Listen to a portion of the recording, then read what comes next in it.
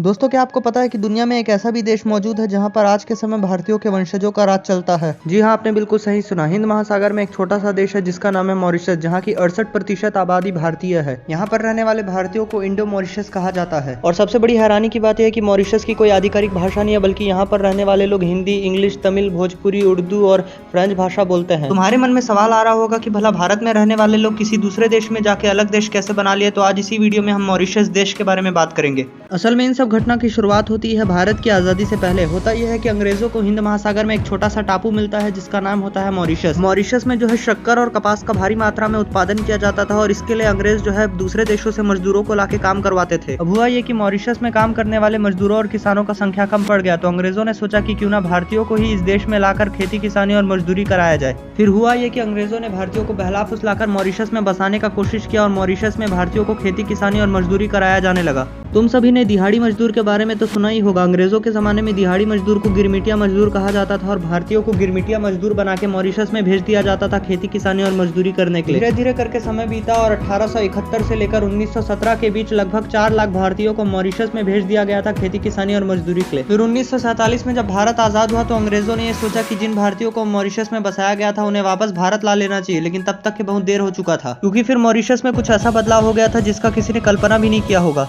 दरअसल होता ही है कि मॉरिशस में रहने वाले भारतीयों की 3-3 पीढ़ियां बीत जाती है और वहां रहने वाले बच्चे जो है मॉरिशस को अपनी जन्मभूमि और मातृभूमि मान लेते हैं। इस कारण वो भारत वापस नहीं जाते हैं और इसी घटना के बाद मॉरिशस में हमेशा हमेशा के लिए भारतीय बस जाते हैं और वहीं पर अपना एक नया देश बना लेते हैं। आज भी मॉरिशस में भारतीय संस्कृति का झलक देखने को मिलता है। आज भी वहाँ के लोग भारतीय वस्त्र पहनते हैं। अगर त्योहार की बात करें तो वहाँ पर दिवाली, नवरात्रि, ईद, क्रिसमस ये सब मनाया जाता है, जो कि भारत में भी होता है। अगर धार्मिक जनसंख्या की बात करें तो मॉरिशस में 50% हिंदू है, 32% ईसाई और 17% मुस्लिम है। आज भी मॉरिशस में भारतीयों के जैसे नाम वाले कई सारे लोग मिल जाएंगे, जैसे कि मॉरिशस के प्रधानमंत्री का नाम है प्रविंद जगन्नाथ, मॉरिशस के राष्ट्रपति का नाम है पृथ्वीराज सिंह रुपुन, जो कि भारतीयों के नाम जैसा ही मिलता जुलता है। आज भी कई जगह देखने को मिलता है कि मॉरिशस में कई सारे लोग अभी भी इस बात को स्वीकार करते हैं कि उनके पूर्वज भारतीय थे। इसलिए यही कारण है कि आज के समय कोई भी भारतीय अगर मॉरिशस जाना चाहता है तो उसे फ्री में वीजा दे दिया जाता है। बाकी इस वीडियो को देखने के बाद तुम मॉरिशस में बसे हुए भारतीयों के बारे में क्या कहना चाहोगे, ये कमेंट करके जरूर बताना।